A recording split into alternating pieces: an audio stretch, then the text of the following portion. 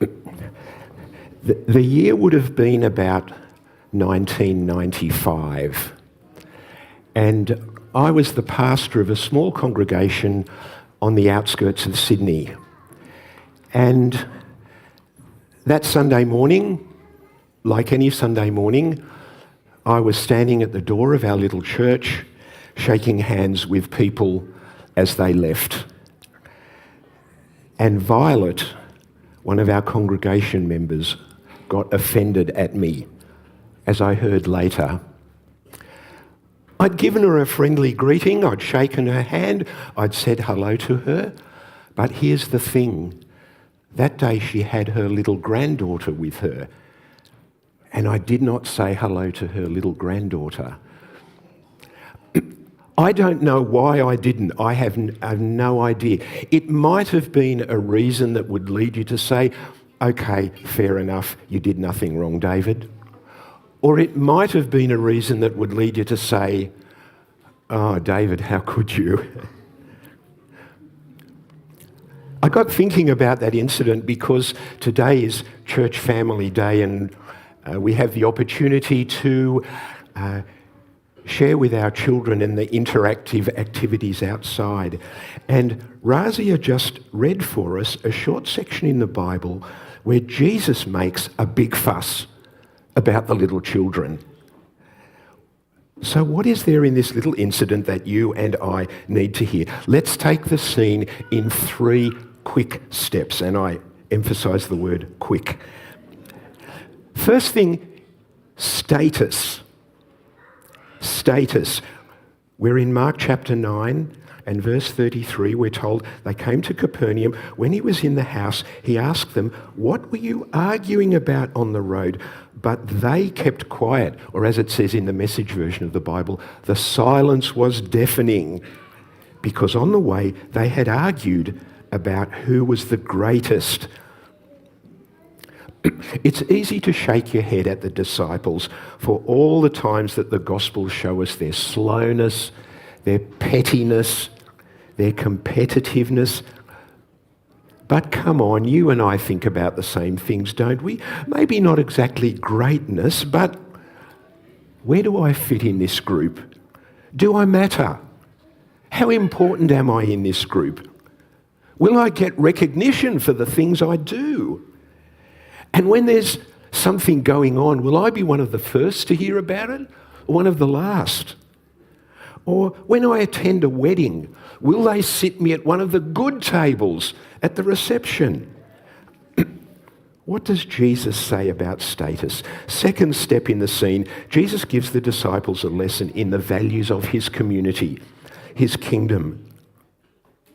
Sitting down, verse 35, sitting down, Jesus called the 12 and said, anyone who wants to be first must be the very last and the servant of all.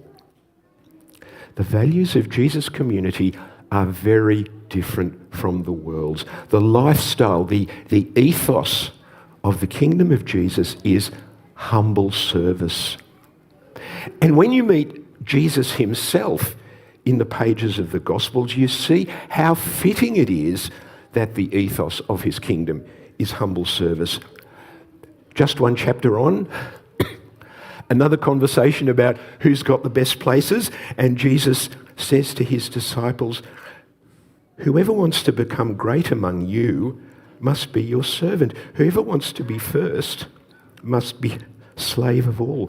For even the Son of Man did not come to be served, but to serve and to give his life as a ransom for many. So Jesus in effect says to his disciples and to us who are listening in, if you belong to me and my kingdom, if you are following me as your Lord, are you willing to embrace the values of my kingdom? Oh yes, Jesus promises glory is coming, but here and now, he who walked the path of humble service calls us to follow him on that path. Third step in the scene, Jesus gives a striking demonstration of what he's talking about. There's no better example of this ethos, this lifestyle of the kingdom of Jesus than this. Verse 36, he took a little child whom he placed among them. Taking the child in his arms, he said to them, "Whoever welcomes one of these little children in my name welcomes me. And whoever welcomes me does not welcome me, but the one who sent me." Our auditorium this morning is wonderfully full of our young ones. Imagine Jesus showing us one of them, one of our preschoolers, one of our infants' children. Why is welcoming that little child such a good example of the values of the kingdom of Jesus? Well, I suggest it's because children don't have power or influence or wealth or status. If you welcome them, if you show kindness to them, they're not able to give you worldly benefits in return. You can't very well serve a little child in the hope of getting some kind of worldly advancement in return. If you help a little one to tie a shoelace or play checkers with them or listen to their story about the game they made up, it's not as if that little one can reward you with a pay rise at work or get you the best tickets to Taylor Swift. I believe this is why welcoming, serving, taking an interest in a little child is such a good example of the values of the kingdom of Jesus. The very nature of it is humble service to one who can't pay you back with worldly goodies. You can't really undertake... Thanks, yeah.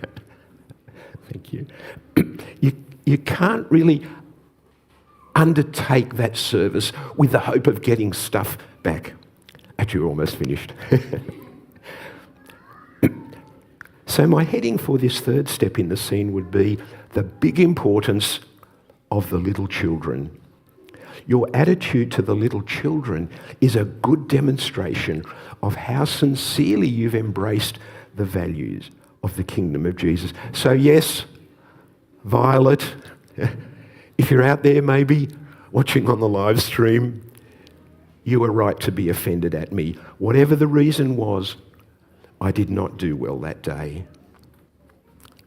Now, I'm almost finished, and you could be sitting there wondering, this sounds like it's about to turn into a recruiting drive for more kids' church volunteers.